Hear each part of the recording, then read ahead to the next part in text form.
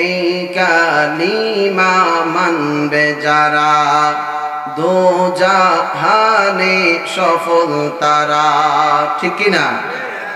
এই কালিমা মানবে যারা দো জাহানে সফল তারা।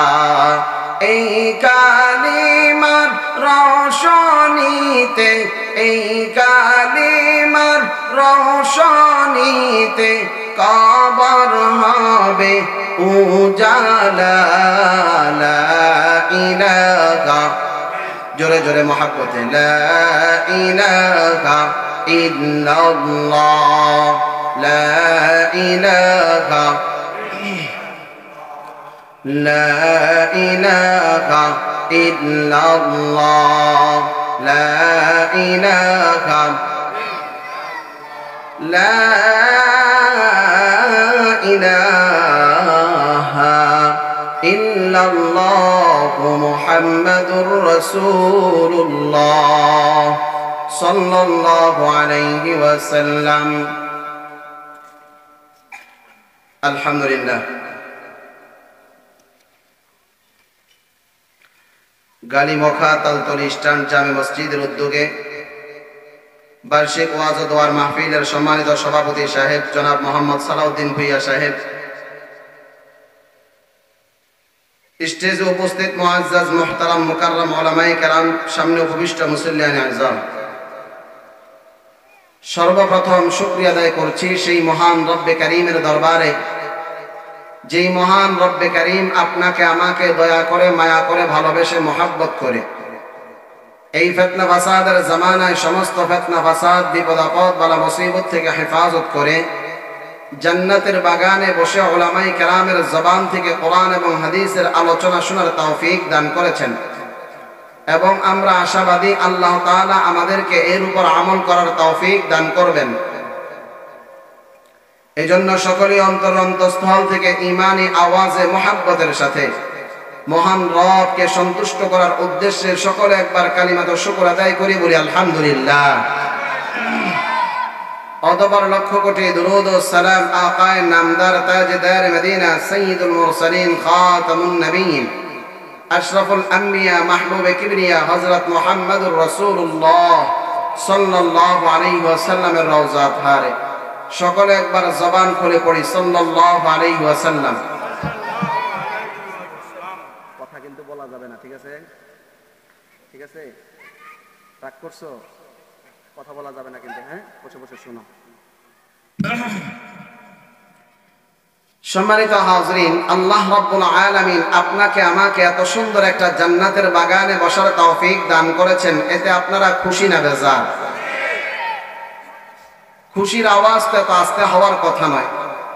আমাদের ঘরে ছোট ছোট বাচ্চারা আছে, এই ছোট ছোট বাচ্চারা ঈদের আগের দিন রাতের বেলা অথবা যে কোনো অনুষ্ঠানের আগ মুহূর্তে এমন ভাবে তারা তাদের খুশিকে প্রকাশ করে, ছোট দুই একটা বাচ্চা পুরা বাড়িটাকে গরম করে ফেলে, ঠিক না বেঠি? এই এত সুন্দর মাহফিল পেয়ে আপনারা খুশি। যদি আপনারা অন্তত এই গালিমখা এলাকাটাকে যদি আপনারা গরম করতে না পারেন, তাহলে খুশিটা কিভাবে আমরা মানুষকে বুঝাবো? সকলে আরেকবার জবান খুলে বলি, আমরা খুশি না বেজার? এটা যে জান্নাতের বাগান, আল্লাহ তাআলা আমাদেরকে যে জান্নাতের বাগানে বসিয়েছেন, এতে কোনো সন্দেহ আছে? জবান খুলে বলেন, কোনো সন্দেহ আছে? কোনো সন্দেহ নাই। কেন? তিরমিজি শরীফের 3600 নম্বর হাদিস, আপনার আমার পয়গম্বর নবী পাক সাল্লাল্লাহু আলাইহি ওয়াসাল্লাম বলেন, দুনিয়ার জমিনে কোথাও যখন কোনো কোরআন এবং হাদিসের মজলিস হয়, কোরআন এবং হাদিসের আলোচনা হয়, আল্লাহ আল্লাহ রাসূলের আলোচনা হয়, আমরা দুনিয়ার জমিন থেকে আকাশের দিকে রাতের বেলা তাকালে যেমন আকাশের তারকাগুলোকে ঝলঝল করতে দেখি, নবীজি বলেন আসমানের রহমতের ফেরেশতারা যখন জমিনের দিকে তাকায়, তখন তারা জমিনের এই সমস্ত কোরআন হাদিসের মজলিসগুলোকে আকাশের তারার মতো ঝলঝল করতে দেখে। এরপরে রহমতের ফেরেশতারা একজন আরেকজনকে বলে, চলো আজকে গালিমখা তালতলী ইস্টার্ন জামে মসজিদের উদ্যোগে সেই মসজিদের কমিটি বৃন্দ যারা আছে তারা কষ্ট করে পরিশ্রম করে এত সুন্দর একটা মাহফিলের আয়োজন করেছে, সেখানে আল্লাহ আল্লাহ রাসূলের আলোচনা হচ্ছে। সেখানে মানুষগুলো বসে বসে আল্লাহর প্রশংসা করতেছে, আল্লাহর তাসবিহ পাঠ করতেছে। আলোচনার মাঝে মাঝে কখনো বলে আল্লাহু আকবার, কখনো বলে আলহামদুলিল্লাহ, কখনো বলে সুবহানাল্লাহ। এগুলো কার প্রশংসা? জবান খুলে বলেন কার প্রশংসা? ফেরেশতারা একজন আরেকজনকে বলে চলো, সেখানে আল্লাহর বান্দারা বসে বসে আল্লাহর প্রশংসা করতেছে, আমরা সেখানে গিয়ে তাদেরকে রহমতের ছায়া দিতে থাকি। তখন এই সমস্ত রহমতের ফেরেশতারা আমাদের এই সমস্ত কোরআন হাদিসের মজলিসগুলোর চতুর্দিক বেষ্টন করে বসে যায়। আমরা মানুষ একজনের পাশে আরেকজন বসি, আর ফেরেশতারা একজনের উপরে আরেকজন বসে। কোথায় বসে? একজনের উপরে আরেকজন বসে। এইভাবে বসতে বসতে বসতে বসতে তাদের সিরিয়াল আল্লাহ তাআলার আরশ আযীম পর্যন্ত চলে যায়। এই যে আমরা এখানে বসে বসে আল্লাহর প্রশংসা করতেছি, আল্লাহর তাসবিহ পাঠ করতেছি, আল্লাহ তাআলা দেখেন কি দেখেন না? আল্লাহ তাআলা শুনেন কি শুনেন না? তারপরেও আল্লাহ তাআলা ফেরেশতাদেরকে জিজ্ঞাসা করেন, ফেরেশতারা তোমরা কাদেরকে রহমতের ছায়া দিতেছো, কাদেরকে রহমত দ্বারা বেষ্টন করে আছো? কেন জিজ্ঞাসা করেন? কারণ ফেরেশতাদের জবানে বান্দার প্রশংসা শুনতে আমার আল্লাহর কাছে অনেক ভালো লাগে। আল্লাহ রাব্বুল আলামিন ফেরেশতাদেরকে জিজ্ঞাসা করেন, ও আমার রহমতের ফেরেশতারা, তোমরা কাদেরকে রহমতের ছায়া দিতেছো, কাদেরকে রহমত দ্বারা বেষ্টন করে আছো? ফেরেশতারা বলে আল্লাহ,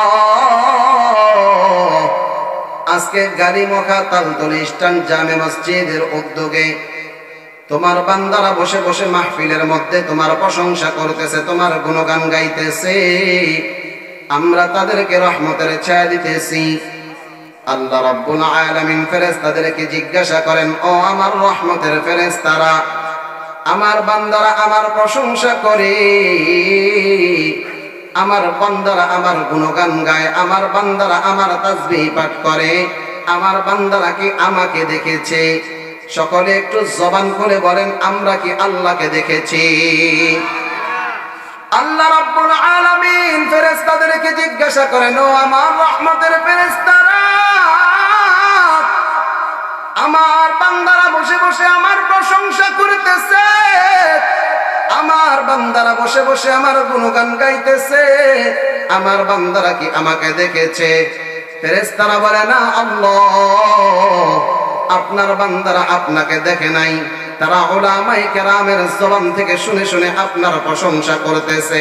বলেন না সুবহানাল্লাহ। আল্লাহ রাব্বুল আলামিন ফেরেশতাদেরকে বলেন, ফেরেশতারা, আমার বান্দারা আমাকে না দেখেও আমার প্রশংসা করতেছে, আমার গুণগান গাইতেছে, আমার বান্দারা কি চায়? ফেরেশতারা বলে আল্লাহ, আপনার বান্দারা জান্নাত চায়, জাহান্নাম থেকে মুক্তি চায়, আমরা চাই কি চাই না? ফেরেশতারা বলে আল্লাহ, আপনার বান্দারা জান্নাত চায়, জাহান্নাম থেকে মুক্তি চায়। আল্লাহ রাব্বুল আলামিন ফেরেশতাদেরকে বলেন, ফেরেশতারা, আমার বান্দারা কি আমার জান্নাত দেখেছে? ফেরেশতারা বলে না আল্লাহ, আপনার বান্দারা আপনার জান্নাত দেখে নাই। আল্লাহ পাক বলেন, তারা যদি আমার জান্নাত দেখতো তাহলে তারা কি করতো? ফেরেশতারা বলে আল্লাহ, তারা যদি আপনার জান্নাত দেখতো তাহলে আরো অনেক বেশি করে জান্নাত চাইতো। আল্লাহ পাক ডাক দেয়া বলেন, ফেরেশতারা, আমার বান্দারা কি থেকে মুক্তি চায়? ফেরেশতারা বলে আল্লাহ, আপনার বান্দারা জাহান্নাম থেকে মুক্তি চায়। আল্লাহ পাক ডাক দিয়া বলেন, ফেরেশতারা, আমার বান্দারা কি আমার জাহান্নাম দেখেছে? ফেরেশতারা বলে না আল্লাহ, আপনার বান্দারা আপনার জাহান্নাম দেখে নাই। আল্লাহ পাক ডাক দিয়া বলেন, ফেরেশতারা, আমার বান্দারা যদি আমার জাহান্নাম দেখতো তাহলে তারা কি করতো? ফেরেশতারা বলে আল্লাহ, আপনার বান্দারা যদি আপনার জাহান্নাম দেখতো তাহলে তারা আরো অনেক বেশি জাহান্নাম থেকে মুক্তি চাইতো। আমার জবানের কথা নয়, আমার নবী তিরমিজির হাদিসের মধ্যে বলেছেন, তিরমিজির 3600 নম্বর হাদিস, আমার নবী ডাক দিয়া বলেন, শুনো আমার উম্মতেরা, আমার আল্লাহ রাব্বুল আলামিন ফেরেশতাদেরকে ডাক দিয়া বলে, ফেরেশতারা, ওয়াল্লাহি ইন্নী উশহিদুকুম আন্নী ক্বাদ গফারতু লাকুম, আমার আল্লাহ ফেরেশতাদেরকে ডাক দিয়া বলে, ফেরেশতারা আমি আল্লাহর জাতের কসম, আমি আল্লাহর জাতের শপথ, আমার যেই বান্দারা এই মুহূর্তে গালিমখা তালতলি ইস্টার্ন মসজিদের মাহফিলের মধ্যে বসে বসে আমি আল্লাহর প্রশংসা করতেছে, আমি আল্লাহর গুণগান গাইতেছে, আমি আল্লাহ তোমাদেরকে সাক্ষী রাখিয়া বললাম, আমি আল্লাহ আমার ওই বান্দাদেরকে মাফ করে দিলাম।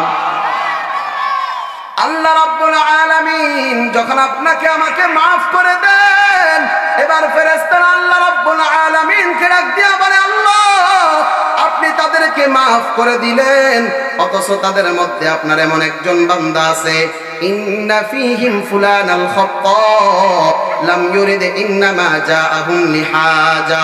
ফেরেশতারা আমার আল্লাহকে ডাক দিয়া বলে, আল্লাহ আপনি তাদেরকে মাফ করে দিলেন, অথচ তাদের মধ্যে আপনার এমন একজন বান্দা আছে, যেই বান্দা বড় গুনাহগার, যেই বান্দা বড় নাফরমান, ওই বান্দা ওয়াজ শোনার জন্য আসে নাই, ওই বান্দা আসছে মাহফিলে তাবারুকের ব্যবস্থা করা হয়েছে, ওই বান্দা তাবারুক নেওয়ার জন্য আসছে, এমন শ্রোতা আছে না নাই? ফেরেশতারা আমার আল্লাহকে ডাক দেয়া বলে, আল্লাহ ইন্না ফীহিম ফুলানাল খাত্তা লাম ইউরিদ ইন্নামা জাআকুম লিহাজা। ওগো আল্লাহ আপনি তাদেরকে মাফ করে দিলেন, অথচ তাদের মধ্যে আপনার এমন একজন বান্দা আছে, যেই বান্দা বড় গুনাহগার, যেই বান্দা বড় নাফরমান, ওই বান্দা ওয়াজ শোনার জন্য আসে নাই, ওই বান্দা আপনার প্রশংসা করার জন্য আসে নাই, ওই বান্দা আসছে তাবারুক নেওয়ার জন্য, আপনি তাকে কেন মাফ করে দিলেন? আমার আল্লাহ ডাক দিয়া বলে, ফেরেশতারা শুনো, হুমুল কওমু লা ইয়াশগালুহুম জালিস। এই মজলিসের এত দাম, এই মাহফিলের এত দাম, এই মাহফিলের মধ্যে আমার যে বান্দা বসবে, যে কারণেই বসুক না কেন, আমি আল্লাহ তাদেরকে মাফ করে দিলাম। আরো আসতে বলেন সুবহানাল্লাহ। এবার বলেন তো, এটা যে জান্নাতের বাগান, এতে কোনো সন্দেহ আছে? জোরে বলেন না, কোনো সন্দেহ আছে? এই বাগান কি প্রতিদিন থাকবে? প্রতিদিন থাকবে না। এটা যে জান্নাতের বাগান, এতেও কোনো সন্দেহ নাই। এই বাগান প্রতিদিন থাকবে না, এতেও কোনো সন্দেহ নাই। তারপরেও যারা আমরা চা দোকানে বসে বসে আড্ডা দিতেছি, অযথা বাজারে বসে আছি, এদিক সেদিক সময় নষ্ট করতেছি, বুঝতে হবে তাদের কপালটা পড়ে গেছে, ঠিক না বেঠিক? কারণ বলা যায় না, এই মাহফিলগুলো এমন একটা জান্নাতের বাগান, এখানে এমন একটা কথা, কোন আলেম, কোন বক্তা এমন একটা কথা বলেছে, যে একটা কথা শুনে যে কোনো একজনের জীবন পরিবর্তন হয়ে যেতেও পারে, ঠিক না বেঠিক? আসমানের নিচে জমিনের উপরে সব চাইতে সহি শুদ্ধ কিতাবের নাম হলো কোরআনুল কারীম। কি নাম? জোরে বলেন না, কি নাম? কোরআনের পরে সব চাইতে সহি শুদ্ধ কিতাব হলো বুখারী শরীফ। কি শরীফ? এই বুখারী শরীফের ব্যাপারে মুহাদ্দিসিনে কেরাম বলেন, আসাহুল কুতুবি বাদা কিতাবিল্লাহি তাআলা as-সাহিহুল বুখারী। আসমানের নিচে জমিনের উপরে আল্লাহ পাকের কিতাবের পরে, কোরআনের পরে সব চাইতে সহি শুদ্ধ কিতাবের নাম হলো বুখারী শরীফ। সুবহানাল্লাহ। এই বুখারী শরীফ যিনি লিখেছেন, ইসমাঈল বুখারী রাহমাতুল্লাহি আলাইহি, তার এক উস্তাদের নাম হলো শুবা বিন হাজ্জাজ। শুবা বিন হাজ্জাজ হলেন রাশিয়ার বাসিন্দা, রাশিয়াতে বসবাস করেন। তো এই শুবা বিন হাজ্জাজ একদিন রাশিয়ার গ্রামের রাস্তা দিয়ে কোথাও যেন যাইতেছে। একজন জগৎ বিখ্যাত মুহাদ্দিস, বড় একজন আলেম, গ্রামের রাস্তা দিয়ে কোথাও যেন যায়। ওই গ্রামের সব মানুষ শুবা বিন হাজ্জাজকে এক নজর দেখার জন্য ভিড় করতেছে। আরে নেক নজরে হক্কানি উলামায়ে কেরামের চেহারার দিকে তাকাইলেও আল্লাহ সগীরা গুনাহ মাফ করে দেয়। তো গ্রামের মানুষগুলা শুবা বিন হাজ্জাজকে এক নজর দেখার জন্য ভিড় করতেছে। আচ্ছা বলেন তো, আপনাদের এই রাস্তা দিয়ে যদি ঘোষণা করা হয় আগামীকাল সকালবেলা শেখ মিজানুর রহমান আল আজহারি সাহেব যাবেন, তাকে এক নজর দেখার জন্য আপনারা ভিড় করবেন কি করবেন না? জোরে বলেন না, ভিড় করবেন কি করবেন না? তো শুবা বিন হাজ্জাজ যখন গ্রামের রাস্তা দিয়ে যায়, গ্রামের মানুষগুলা শুবা বিন হাজ্জাজকে এক নজর দেখার জন্য ভিড় করতেছে।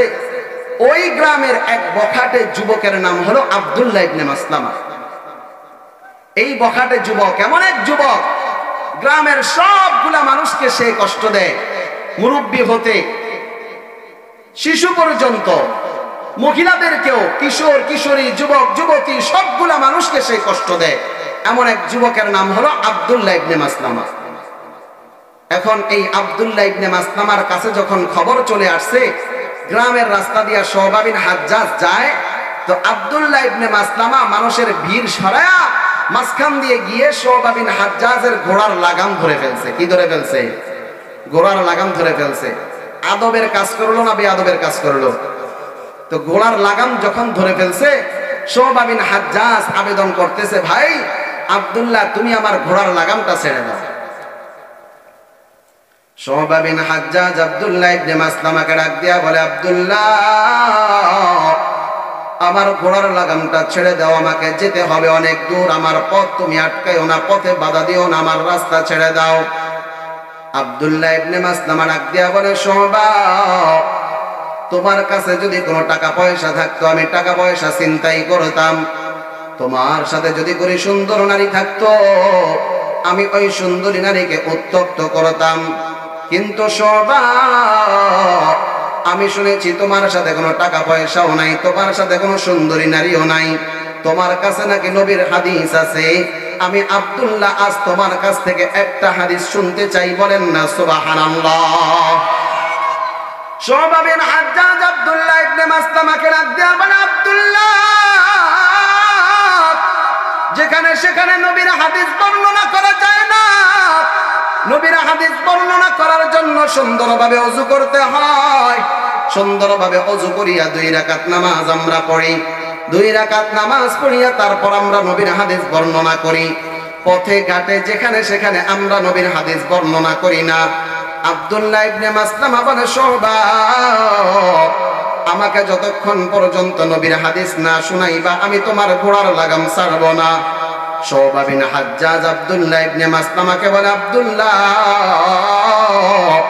তোমার কাছে আমার বড়ই অনুরোধ, ঘোড়ার লাগামটা ছেড়ে দাও। আব্দুল্লাহ ডাক দিয়া বলে, শুআবা, তোমার কোনো কথায় কাজ হবে না, যতক্ষণ পর্যন্ত নবীর হাদিস না শুনাইবা তোমার ঘোড়ার লাগাম ছাড়ব না। শুআবা বিন হাজ্জাজ খেয়াল করে দেখতেছে আব্দুল্লাহ ইবনে মাসলামা বড় নাফরবান্দা, যতক্ষণ পর্যন্ত তাকে নবীর হাদিস না শুনাইবে ততক্ষণ পর্যন্ত ঘোড়ার লাগাম ছাড়বে না। এবার শুআবা বিন হাজ্জাজ আব্দুল্লাহ ইবনে মাসলামাকে বলে, আব্দুল্লাহ, তুমি আমার নবীর হাদিস শুনতে চেয়েছো, তাহলে শোনো আমি তোমাকে একটা হাদিস শোনাই। قال رسول الله صلى الله عليه وسلم إذا لم تستحي فاصنع ما شئت। শুআবা বিন হাজ্জাজ আব্দুল্লাহ ইবনে মাসলামাকে একটা হাদিস শুনাইছে। জবান খুলে বলেন কয়টা? আরো জোরে। শুআবা বিন হাজ্জাজ আব্দুল্লাহ ইবনে মাসলামাকে একটা হাদিস শুনাইছে। আব্দুল্লাহ ইবনে মাসলামা একটা হাদিস শুনিয়া সাথে সাথে শুআবার ঘোড়ার লাগাম ছেড়ে দিছে। শুআবার ঘোড়ার লাগাম ছাড়িয়া রাস্তার মধ্যে দাঁড়ায় দাঁড়ায় দাঁড়ায় দাঁড়ায় কান্না করতেছে। গ্রামের মানুষগুলা বড় আশ্চর্য হয়ে গেছে, বড় অবাক হয়ে গেছে। গ্রামের মানুষরা ডাক দিয়া বলে, আব্দুল্লাহ, তোমার ভয়ে আমরা গ্রামের মানুষগুলা দিনাতিপাত করি, আজকে এমন কি হয়ে গেল? জীবনে কোনোদিন তোমার চোখে পানি দেখলাম না, আজকে শুআবা তোমাকে এমন কি করলো? তোমার চোখে পানি কেন আসলো? আব্দুল্লাহ রে, শুআবা কি তোমাকে মেরেছে? বলে, না না, শুআবা আমাকে মারে নাই। শুআবা তোমাকে বকা দিয়েছে? বলে, না না, শুআবা আমাকে বকা দেয় নাই। শুআবা তোমাকে কষ্ট দিয়েছে? বলে, না না, আমাকে কষ্ট দেয় নাই। তাহলে তুমি রাস্তার মধ্যে দাঁড়ায় দাঁড়ায় দাঁড়ায় দাঁড়ায় কান্না করতেছো কেন? আব্দুল্লাহ ইবনে মাসলামা ডাক দিয়া বলে, গ্রামের মানুষ শুনো, আমি আমার সারাটা জীবন কাটাইছি, আমার যাই মনে চেয়েছে আমি তাই করেছি।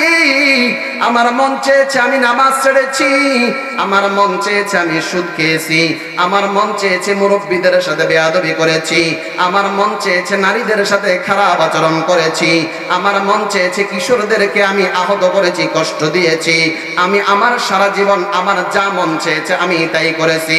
আজকে সব আমাকে একটা হাদিস শোনা গেল, আল্লাহর নবী নাকি বলেছেন, এ দুনিয়ার আমার উম্মতেরা, যখন তোমরা নির্লজ্জ হয়ে যাও, যখন তোমাদের লজ্জা চলে যায়, যখন তোমরা নির্লজ্জ হয়ে যাও, তখন তোমরা যা ইচ্ছা তাই করতে পারো। আব্দুল্লাহ ইবনে মাসলামা এই হাদিসটা শুনিয়া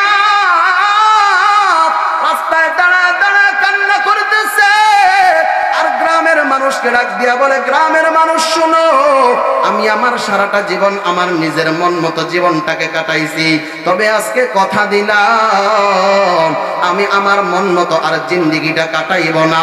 ওই একটা হাদিসের উপর আমল করিয়া আব্দুল্লাহ ইবনে মাসলামা এত বড় একজন জগৎ বিখ্যাত মুহাদ্দিস হয়েছে। ইমাম বুখারী আব্দুল্লাহ ইবনে মাসলামা থেকেও হাদিস সংকলন করেছেন, বলেন না আল্লাহু আকবার। ও মতলবের মুসলমান, আপনি আর আমি আব্দুল কাদের জিলানী রাহমাতুল্লাহি আলাইহির নাম শুনেছি, কিন্তু তার জীবনী আমরা কয়জন জানি, তাকে আমরা কয়জনই বা মানি? আব্দুল কাদের জিলানী রাহমাতুল্লাহি আলাইহি ছোট্ট মানুষ, বয়স তার মাত্র 10 বছর।